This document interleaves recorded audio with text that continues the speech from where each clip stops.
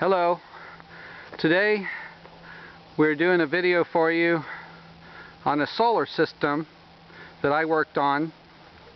My name's Ernest Hagel, and I worked for the company that installed this solar canopy as well as this solar canopy over here. I installed all the inverters, pulled the wire for all the electrical, wired the panels up, worked over here on this array, installed the main service on this building, this shed, and I worked for this company called Light Solar. And I'm a licensed general journeyman electrician here in the state of Oregon, and I wanted to do a quality installation, quality work, and so I was instructed by this company, Light Solar, to install these electric car charging stations that you see right here. Now, these electric car charging stations, first time I looked at them, I said they are not compatible because they did not have the appropriate cord connector on them. They had a completely different cord connector on them, and so they took it upon themselves to install adapt a cord to them, which is supposedly compatible with all the electric cars. And this cord cap is called a J1772 or J1772. This is not the cord cap that came with the charger. As you can see, this is an EV1 charging station. So I installed these. I told them they would not work, and they said, well, we're going to install them anyway, they should be fine. And I installed them. These are on two separate 30 amp 240 volt circuits. The power's on, the circuit is hot here at the charging station. And today I brought my electric Ford Ranger, which is completely electric, has no gasoline, runs on batteries, 18 8-volt Trojan batteries, and has a charger built into it. Now, these are not actually chargers here. These are just power supplies, and that's all your public charging station is a power supply system. And it just basically has a cord cap at the public power supply station, which is called a J1772. All electric cars have chargers built into them, and that's what you see right here. This is called an Elcon 2500 PFC charger. Okay?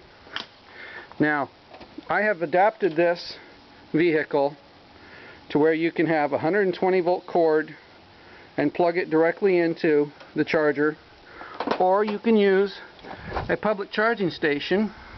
You can see there's the cord that you plug into to supply power to the charger.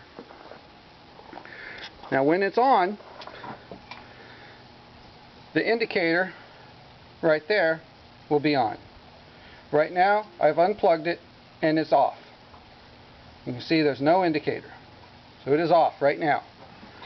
What I want to do is I'm going to plug this J1772 cord into the outlet that I've installed on this truck, which functions perfectly fine. I've tested it at a Blink station, a Blink public charging station, and it works great.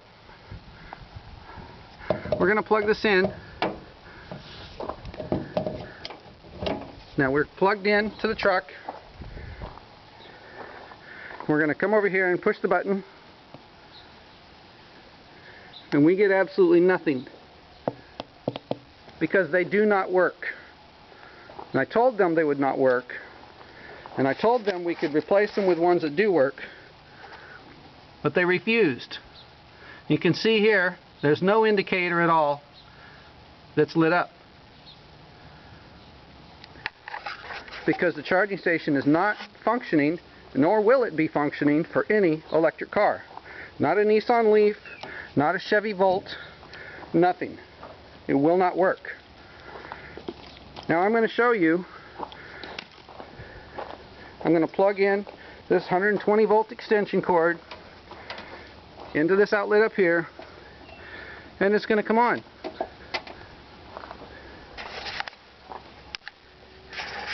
And now you can see we have an indicator telling me that we're charging.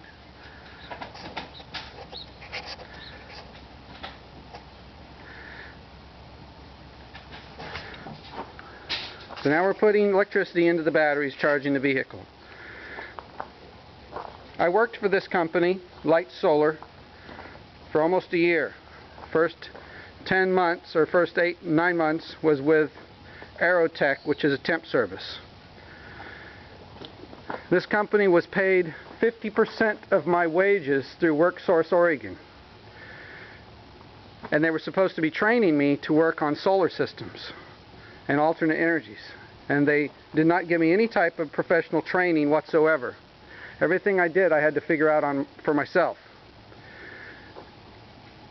And then they fired me.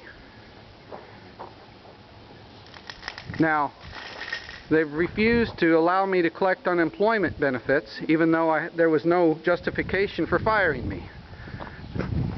So I wanted to just make this video to show that these these charging stations do not function whatsoever, and that they refuse to fix them.